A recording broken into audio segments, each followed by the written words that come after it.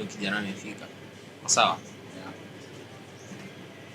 Ha, ladies and gentlemen, good morning, good afternoon, good evening. Wherever you're watching us from, this is the New Dawn TV. Welcome to today's episode. We're hosting one of the aspiring super delegates. Anajita lazima kuwe the super delegate of the first double S first year. How are you doing, sir? I'm doing good. Welcome to the New Dawn TV. Thank you very much. Aha. Now, maybe you just tell our viewers your name, the course that you're doing, and those particulars before we start now. Okay. Mm-hmm. So thank you very much. My name is Dodi Galgalo. I'm a student at the great Multimedia University of Kenya, pursuing bachelor's in arts in psychology, sociology, and political science. I'm a first year, 1.1, and I'm an aspiring delegate in the faculty of social sciences. That is first double S. Yeah. So Dodi, how did you get to Multimedia University of Kenya in the first place? Let me just explain where I started. I started at a school called Regis View Academy when I was in primary school, and then where I was transferred to a school called Nyamberi, that is near our home, because of I had some issues, challenges and stuff, so I had to go there. Then after that, I joined Chania High School, Chania High School, where I got an average grade of B-. That's where I got myself in Multimedia University of Kenya. Where I applied. Did you choose doing Bachelor of Arts in psychology, sociology, and political science, or you just placed by the placement service? No, I chose to do. Mostly the whole portal, it was only Bachelor in Arts in psychology, sociology, and political science. What made you choose that?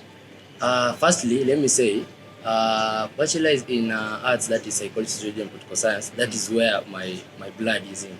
I like to know how things, how human beings behave and stuff, how the political in a regime, how the way they change our country, and that's how I decided that I will come and do bachelor's in arts in psychology and political science. I see. Now let us talk about the political journey. The first time you just entered into the university and you're going for the delegate position in the first year. True. So what was the motivation behind that? The political journey I started from afar. When I was in my primary school, I was a school head boy when I was in class 8. When I was in class 7, because I was a deputy, and then I joined Chania High School, where I became the captain for academics. And then now I'm here because it's something that is driven, and it's gotten from my father, because it's something that is in the blood. And my father. Who's your father? My father is the name is Bonaya Galgalo Barako. Wait, this name Galgalo, where are you from? This Galgalo is an Ethiopian.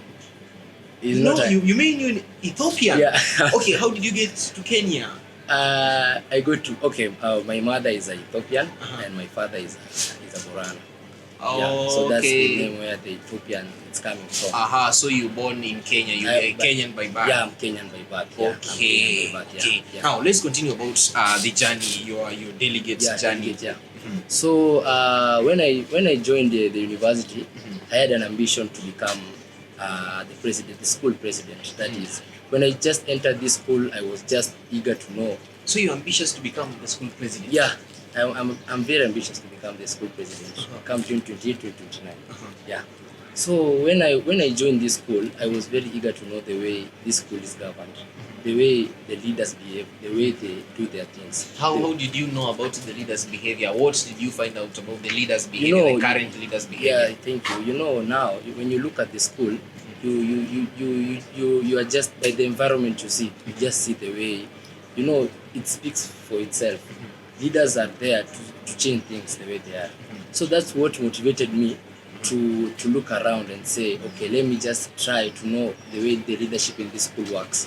And that's something that it really disturbed me, because there are things that I'm not seeing that they are working in this school and they're supposed to be working. For example? In this, when I joined, my sister is in Kenyatta University. She has ever introduced me. I've ever gone there, but I've seen that school is good. It's good as compared to this to this school.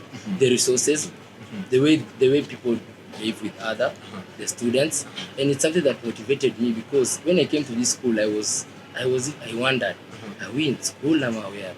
Because now I expected to see something that is great, because multimedia, that's a big name. Multimedia University. When you look at our portal, that's a very nice portal.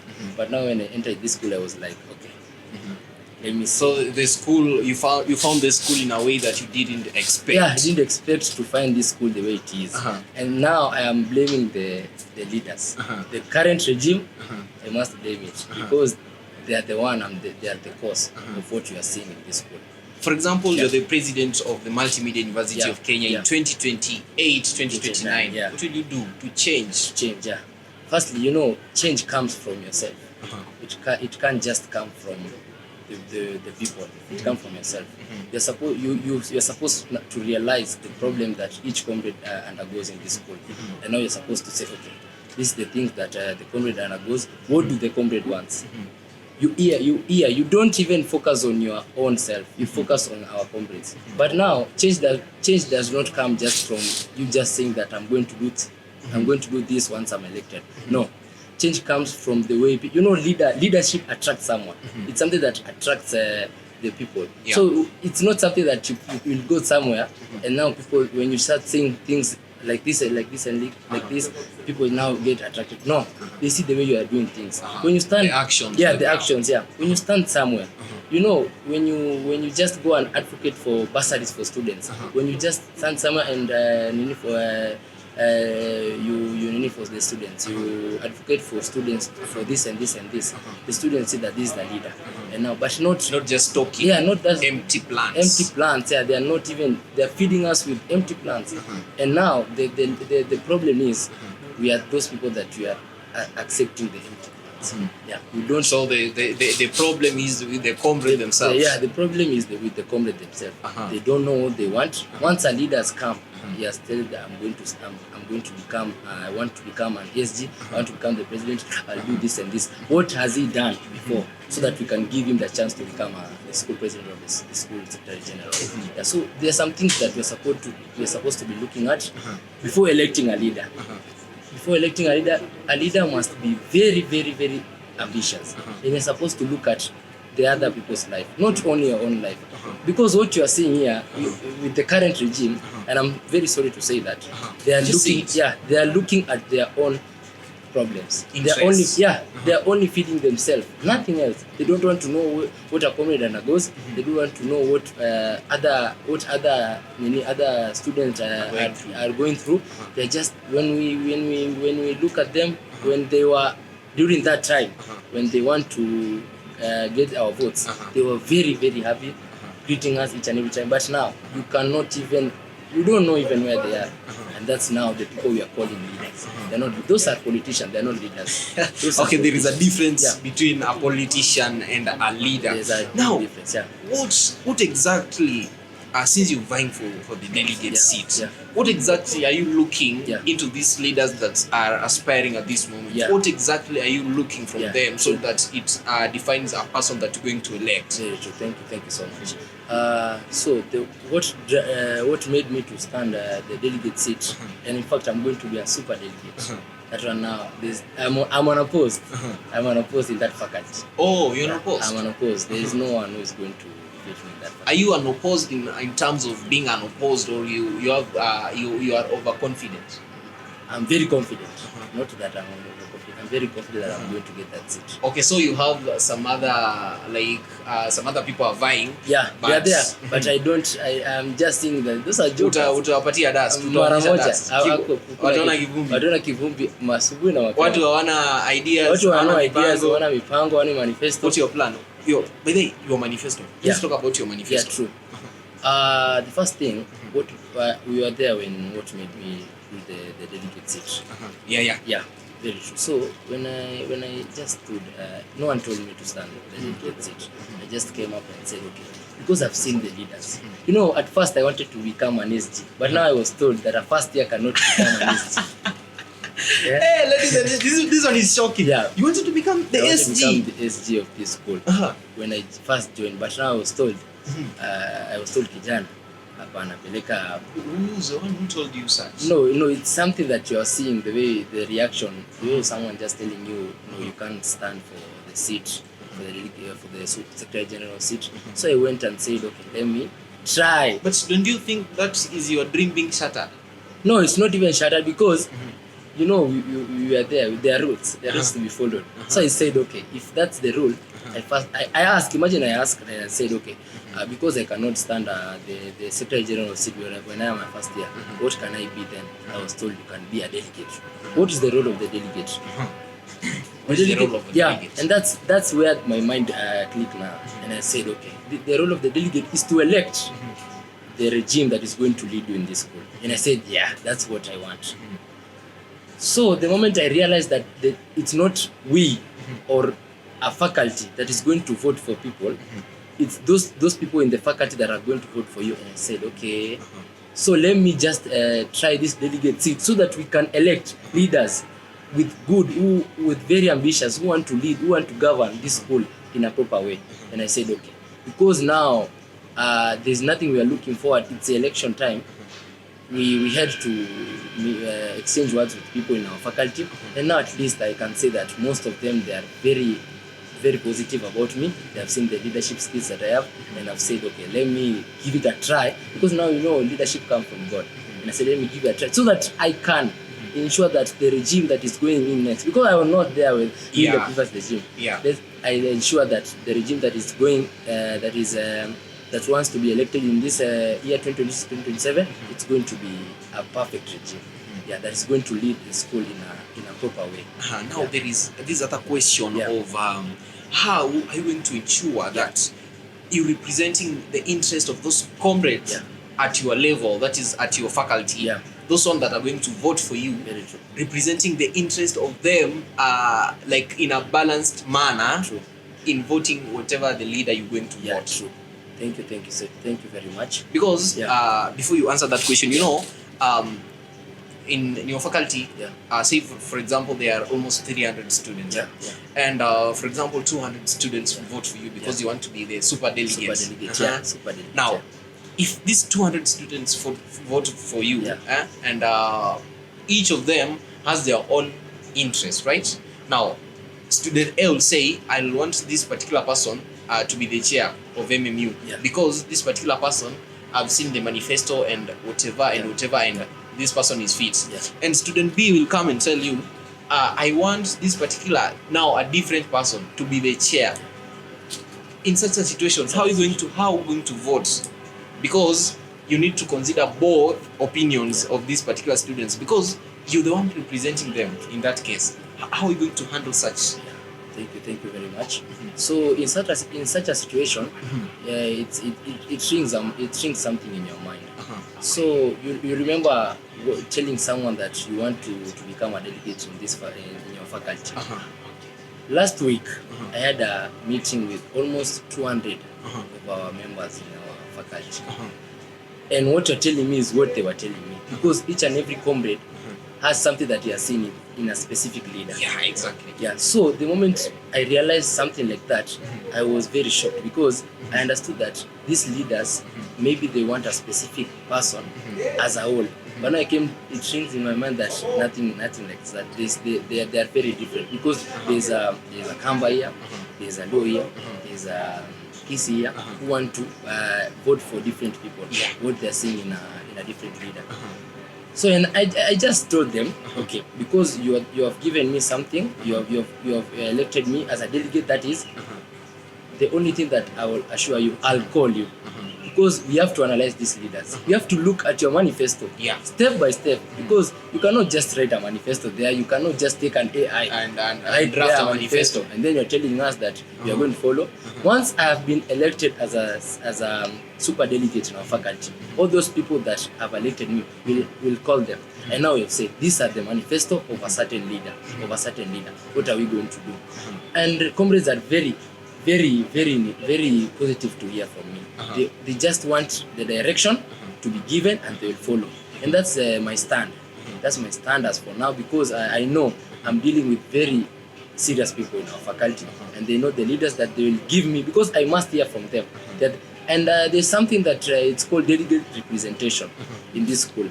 It has been looked down upon, and it's something that I want it to now start coming up in this election, in this regime that is coming, so that at least we can have a chamber as delegates where we can air our views, because now not all students are able to reach the student leaders, so that we are the ones to reach them, to represent not just people. in the elections, but even after Very the true, elections. because now what we are hearing in this school is that after a delegate is elected, after you have gone to elect those the higher executive, your story has ended. Yeah, that is the very end. Yeah, that is the very end of. And now it's something very disturbing. Why campaign all that time, and now after you have elected those leaders, you just go shut like that? What is happening? And that brings in the question still of how are you going to make sure that you elect a person that the comrade wants, and the comrades have different opinions of what leaders they want. Now, let us talk about that when you come back right after the break. Thank you. Now, you're watching the New Dawn TV. Just stay tuned. We'll be right back after this break.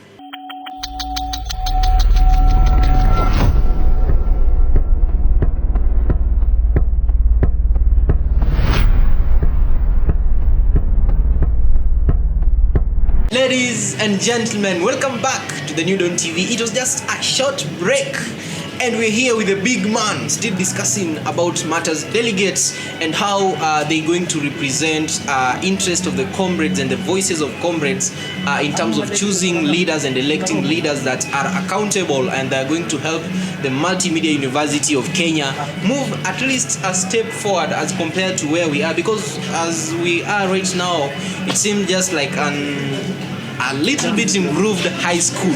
Now, ladies and gentlemen, we were in this point of whereby having a class of almost 300 students, and this particular class, different people have different opinions.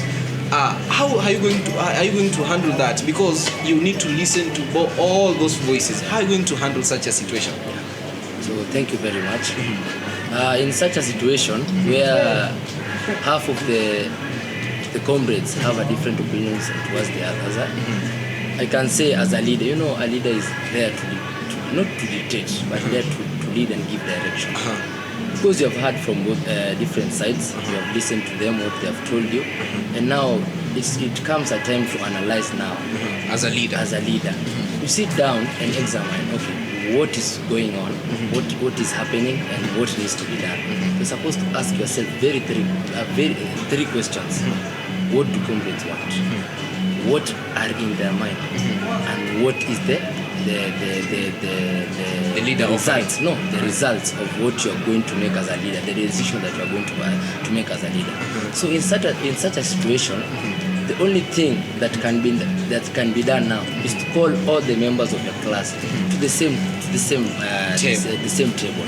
You call them, because each and we have different leaders there. You call them because there's a leader who's supporting something. Leadership is not only through electing someone. No, even a sports captain, that one is a leader. So in our class, I think we have different leaders. They are there, but now it's because of we went and tried to be elected. That at least has given us a standard. But now all those students, you call them to a particular table and you talk and say, okay, this and this is what is happening. All these students want this. The other side want this. And now you say, okay, what you are going to do is that we call all the students, and that's very possible to meet. We call all the students to a table. We must call them, because you cannot just call different people and tell them, let's come and analyze the problem of these students. No, you'll be lying to yourself. That one is not a leader. There must be the general view. Yeah, that's why you find someone standing in front of a TX, a Prado there, talking to everyone, but not calling different people and telling them now, because our constituent is going through a certain situation, let's call our chairman, let's call someone and we talk. That cannot solve anything. Let them hear from you what you're going to tell them, because you are there to give them direction, and they'll hear you. They'll hear what you're going to say, because at that time you have not even talked to them. They're just there. They are just work of 50-50. They're just 50-50. They're just like, who is going to give us direction? But when you arise and tell them, let's follow this path, they'll listen to you. Yeah. Now, is there any particular leader or rather aspirant that has supported your journey until this moment that you've gotten today? Yeah. Okay. Thank you very much. So there are so many leaders. I see you smiling. Yeah, there are so many leaders, and I've seen the way these leaders behave, from the down, that is health and stuff, until the president. And in my opinion, there is someone who is really giving me motivation towards the delegate team. Not that he wants me to vote for him, nothing, and nothing goes like that. It's How sure are you? Let me tell you, there's something that this guy has seen in me. He has seen that this guy has leadership skills, very much. And then when someone just comes and tell you, my friend Dodi, I want you to be a delegate in this faculty. Not because I want you to vote for me, but because I want you to at least take this school to another level. You see? So there are so many leaders who are coming up telling me, and they're really motivating me because they have seen the way I do my things. I do my things in a very strategic order. And also the comrades appreciate the way I do things. That's why you find me, I'm very social with everyone, because they have seen that, okay, this guy, he has leadership skills. He knows how to rule people. So let's try and motivate him so that we can give him a chance. At least you can see that where he's going to take this school to at least somewhere where it is. Now, do you have your personal preferences other than the comrades' view of the leaders? Yeah. Do you have your personal preferences? And how are they going to affect you in terms of choosing or electing the leader that the comrade wants? Okay, so or how are you going to weigh between the two? Can you pardon your question? I'm talking about personal preferences in terms of these particular leaders. Yeah. You see, now you might be having this leader A, you're saying, no, this particular leader is the one I'm going to choose because you've analyzed the manifesto and stuff, and you're seeing this a competent leader. Now, what if in a situation whereby these comrades want you to elect a different leader? How will you handle that situation? Okay, thank you very much. Yesterday at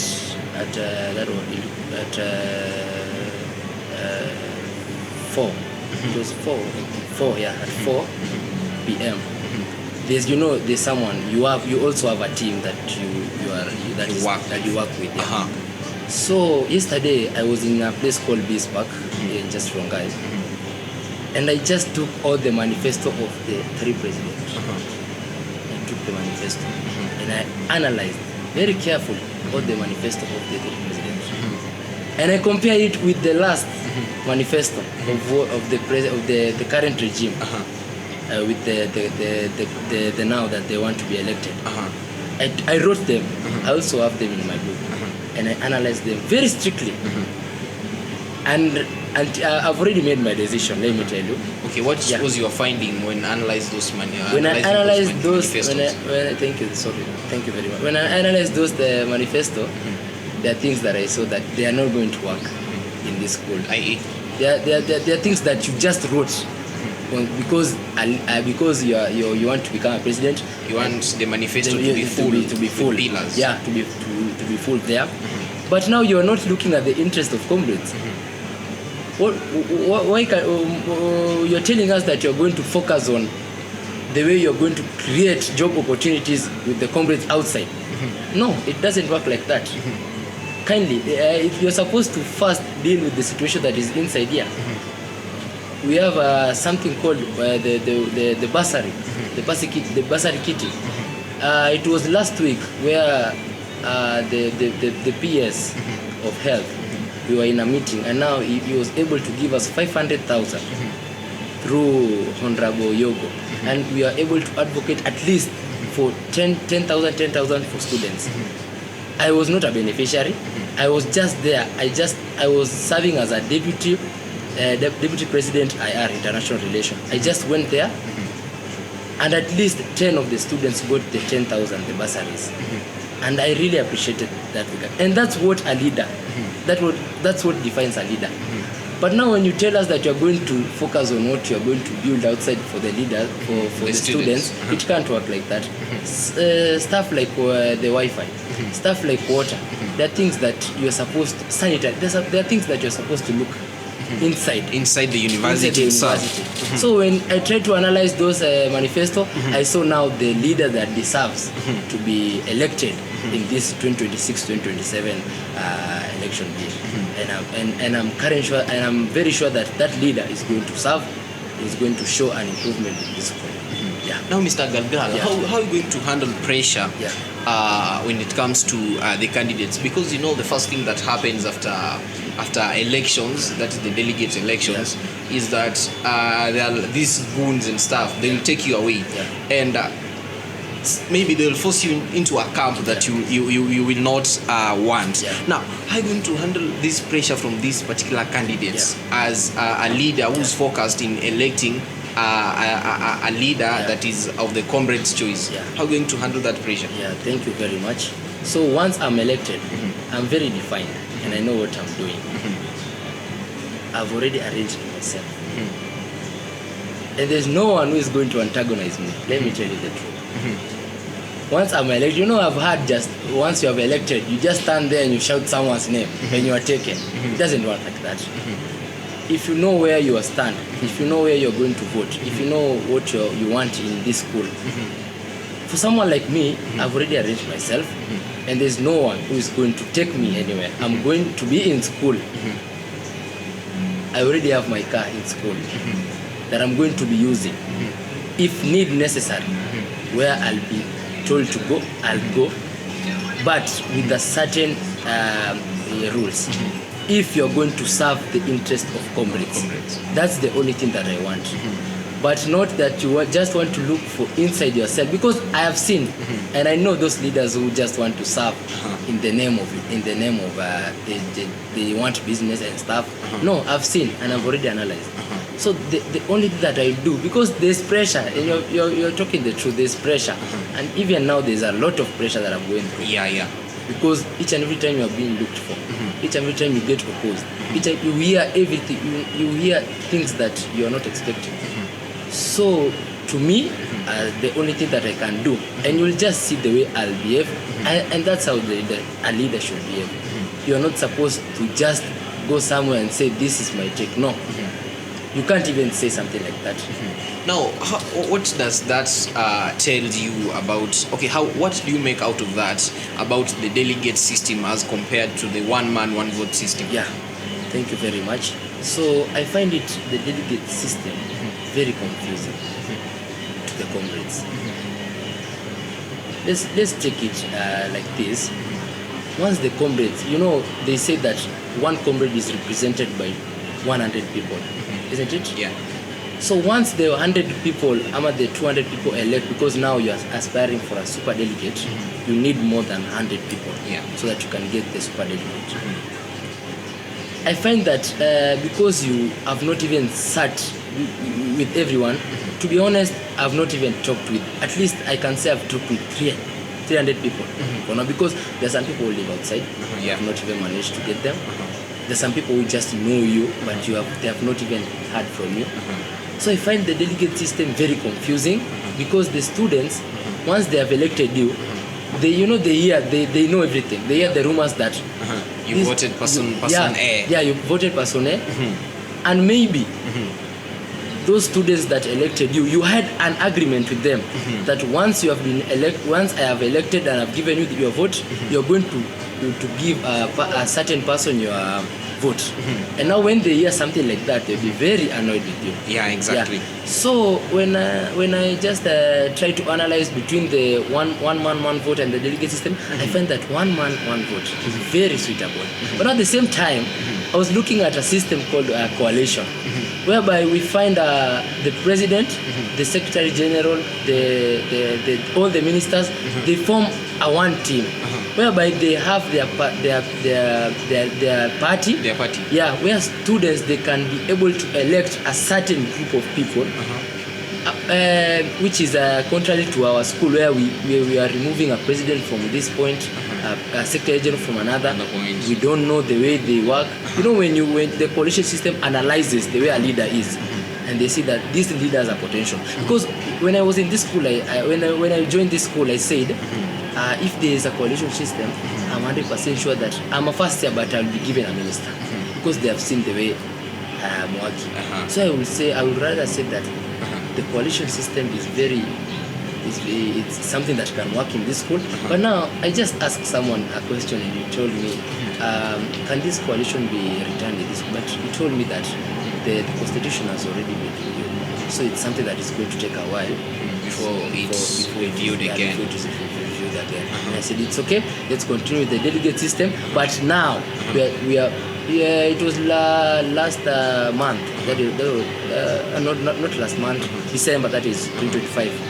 I wanted to have a meeting with all the delegates, but now I found it challenging because these people are supporting different people. Yeah. And I saw that I'm going to be pulled down very much. So you see, so those are the things that the delegates are undergoing, and you can say that it's not given. The delegate system, it's not something that can be appreciated. So as much as delegates are listening to the voices of the comrades, they have their own leaders in mind. Yeah, they already have their own leaders. They know where they are going to vote. What about you? I know. You know? I already know who I'm going to give. And let me tell you. Based on what? Analyzation or based on what? Yeah, based on analyzation, based on how I'm seeing that leader is working from the time he started campaigning until now. I've analyzed the way this leader is, and I've seen that the leader that Dodi is going to elect, that is the leader that is going to serve the school. Yeah, I'm 100% sure that the leader that I'm going to elect is the leader that is going to show you direction, is going to give each and every person each and every comrade what a comrade needs. And a comrade is always right. When a comrade calls you and tells you that this and this is wrong, kindly follow what is really. I was just called by the other time by my class students, and they told me, there's something that you're missing. You know, they told me that there's a way that you interact with girls apart from boys. And now they told me, Dodi, a group of boys just called me and told me, Dodi, I think now these girls are supposed to leave them kidogo and focus on their boys. And I really appreciated what the boys told, because all the boys saw those, so that, and I said, okay, so. And something, when a comrade tells you something, you are supposed to work listen on that. Yeah, you're supposed to work on that. But now I think I've balanced. They have seen that things are things are going well. Yeah. Now, Mr. Galgal, what is your final comments and your final remarks to the delegates, the fellow delegates, and also the aspiring leaders, and also the students of Multimedia University in general? Yeah. So thank you very much. That's your camera. Thank you. Yeah, thank you very much. So the delegates 2026-2027 kindly, and I'm willing and I'm praying that once you have been elected as a leader in this school, kindly let's focus on what that has brought and what is going to serve the comrades in this school in a very good manner. Let's see a leader who is going to serve the school in a very good manner, who is not going to look at his own perspective, but as a view, as a whole, the whole comrades. As students in Multimedia University, let's embrace peace with the time of election. Let's ensure that each and every comrade is, let's look at our brother's keeper, each and every comrade, to see the way the leaders, and at least let's advise even the delegates on the step to take towards electing a certain leader, so that we can have at least a changed school, a changed Multimedia University of Kenya. Yeah. Now tell them about your plan of 2028 and 2029. Thank you very much. Just a short, a glimpse. So patie mingi kabisa. Wacha wakiwa curious. Ndio hiyo. So this Dodi Galgalo, I'm speaking of a plan of 2027. Dodi for SG. I'm not even looking upon SG. I want to become a member of County Assembly in a ward called Spring Valley, that is in Nairobi. I've already started my campaign there. They know me.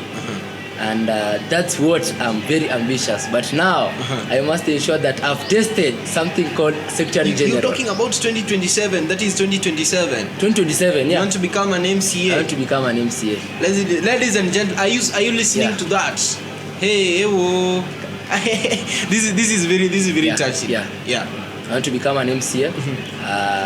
And the people around there, they really know me. They were calling me. Umesikiza ground. You know, when I was a small boy, I used to ride a bike there. I was very disturbing there. So they used to call me Dodi wa mtaa. that name stick iliingia kwa akili ya kila mtu. People started to call me Dodi wa mtaa, Dodi wa mtaa, Dodi wa mtaa. And now hakuna mtu ambaye anijua that place, kila mtu ananijua. And now I've seen that if everyone knows me there, why don't I take that opportunity and lead them? Because now the MC that is there hajafika hadi class 3. He doesn't have, he's a fool. Hey, I can show you a video where he has been given the time for swearing in. He has been given a paper to the swearing in paper to read. Producer, find that video. He doesn't know how to read, but he doesn't know how to read. Kabisa hajui kitu. Same as the MCAs of Kericho. Yeah. He's having a translator. He's calling himself an MCA. And he has now what about our former deputy president Gachagua? Anyways, ladies and gentlemen, let us close right there. Thank you so much for tuning into the New Dawn TV. See you guys next time. Continue watching our videos, subscribe to our YouTube channel and follow our TikTok pages. I've been your host Nyongesa and Mr. Galgal. Thank you very much for coming to the show. Thank you so much. Aha. Yeah.